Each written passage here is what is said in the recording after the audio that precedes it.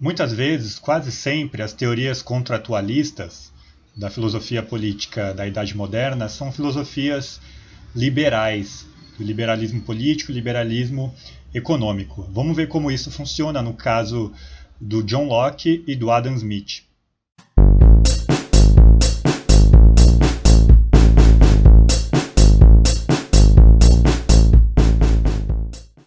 Bom dia, boa tarde, boa noite. Vamos falar sobre liberalismos. Liberalismo político, liberalismo econômico. Liberalismo é uma teoria burguesa desenvolvida pela burguesia para atender seus interesses durante seu período de ascensão na Idade Moderna e consolidação de seu poder na Idade Contemporânea e a partir principalmente da Revolução Francesa. O que diz, em linhas bem simplificadas, essa teoria burguesa que é o liberalismo? Isso a gente vai encontrar em todos os autores liberais. A propriedade privada é um direito natural, obtida através do trabalho. Então, a propriedade não é um fenômeno artificial que os homens inventaram.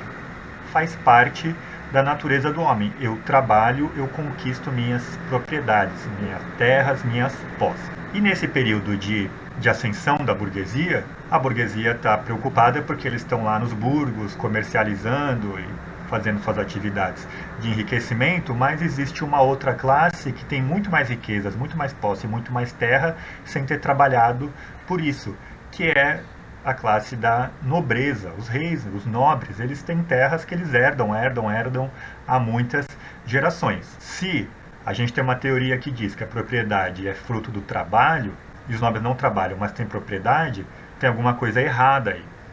Então, o burguês, através dessa teoria, ao afirmar que a propriedade é um direito natural derivado do trabalho, vai poder se colocar como uma pessoa superior ao nobre.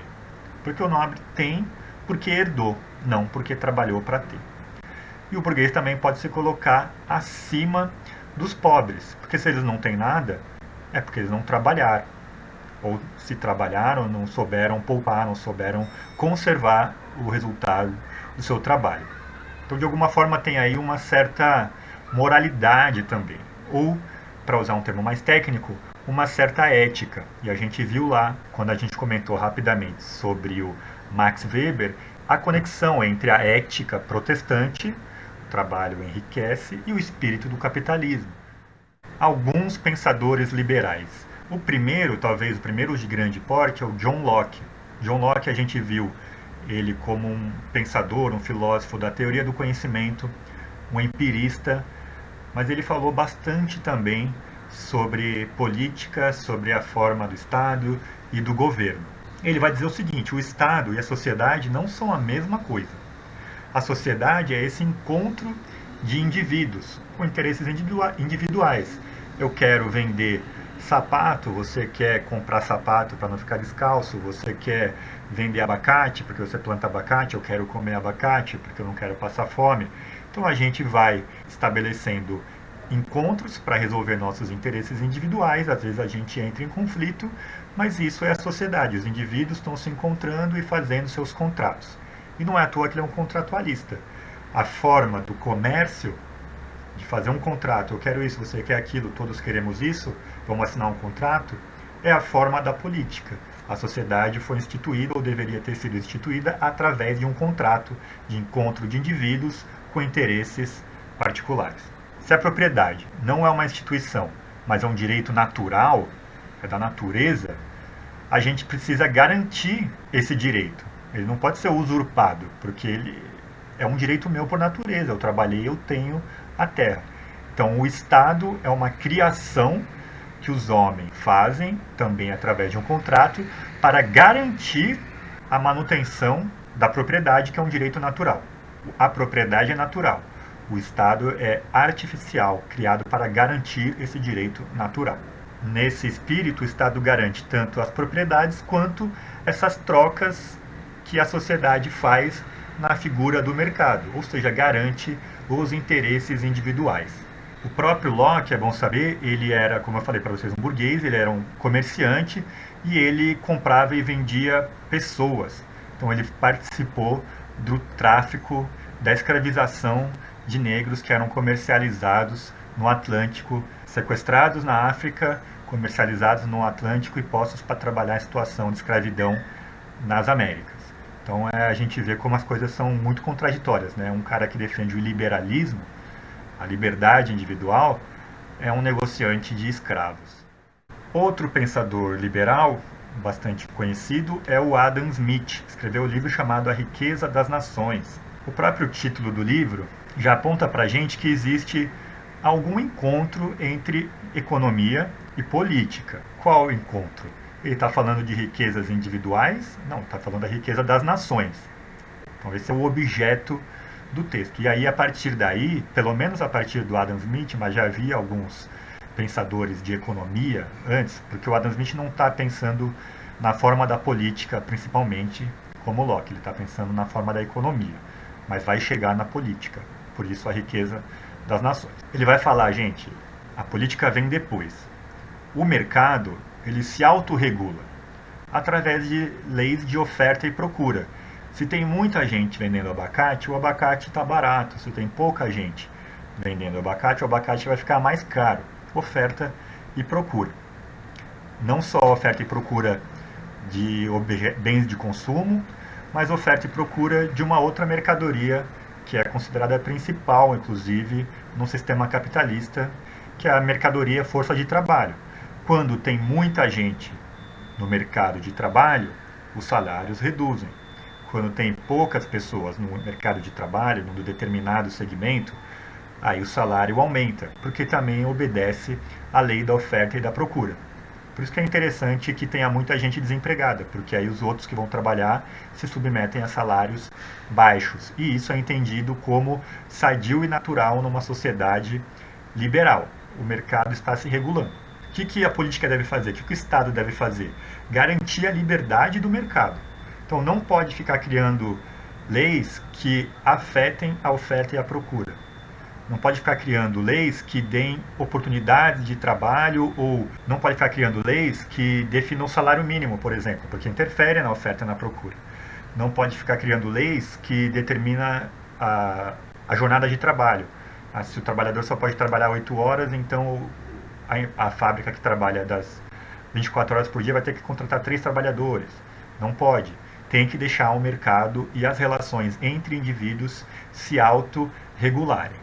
Porque, nessa teoria, se cada indivíduo, individualmente, na sua vida pessoal, estiver buscando seus interesses individuais, a soma dos interesses individuais vai criar o bem-estar geral.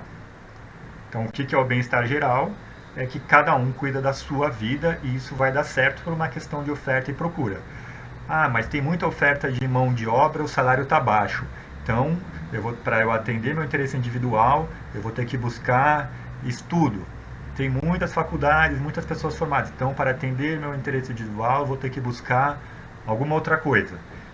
Sem nenhum incentivo, nenhum apoio do poder político para garantir satisfação de necessidades dos indivíduos. É cada um por si mesmo. O Estado só está lá para garantir que não há interferência, para garantir a existência dessas liberdades. Isso quer dizer, para Adam Smith, que o mercado é como se tivesse uma mão invisível que fica conduzindo e organizando a vida social, independentemente dessa mão visível que seria a mão do Estado. Eu estou indo lá garantir direito a férias, estou indo lá garantir limitação da jornada de trabalho. Isso é a mão visível que está interferindo no mercado e, segundo Adam Smith, o pensamento liberal está prejudicando a liberdade do mercado, prejudicando a sociedade. Que tipos de liberdade, então, esse Estado liberal deveria garantir? Então, a liberdade de mercado, como eu já falei, é garantir a acumulação de riqueza, que é cada um vai buscar seu interesse. Ninguém pode ter os seus interesses travados pelo Estado. Quanto mais eu puder buscar riqueza, melhor. É assim que funciona a sociedade, é assim que funciona o ser humano. E o uso legítimo da violência. Então isso está em todos os pensadores contratualistas, que é aquela questão, a gente cede nosso poder físico para o Estado. Então é só o Estado que vai poder usar a violência. Se alguém impediu meu enriquecimento, ou seja, se alguém me roubou, não sou eu que vou lá buscar minha coisa de volta. É a polícia. O Estado pode usar a violência, na forma da polícia, do exército. E só o Estado pode usar a violência de forma legítima. Qualquer outra pessoa que usar a violência também está cometendo um erro e vai se submeter à violência do Estado. Liberdade de organização social. Não interferir na vida econômica para que as trocas do mercado sejam autorreguladas. Então, se as pessoas querem fazer sociedades comerciais, querem montar empresas, querem montar indústria, não deve ser atrapalhado. Se a indústria quiser jogar dejeto no rio, não deve ser atrapalhado, porque isso faz parte da aquisição de riqueza dela e foi assim que ela se organizou para produzir riqueza e a sociedade vai dar certo. Liberdade de consciência. O Estado não pode interferir no espaço privado. Não deve dizer para as pessoas o que elas devem pensar. É difícil também dizer para a pessoa, você deve pensar isso, senão o que? Eu não sei o que está acontecendo na sua cabeça. Mas é a ideia de que o Estado não deveria talvez nem ter escolas para que a consciência se desenvolve por si mesma. Lembra que o Locke é um empirista. Ele vai falar, as pessoas aprendem na experiência. Então o Estado qual que é o papel do Estado numa sociedade liberal?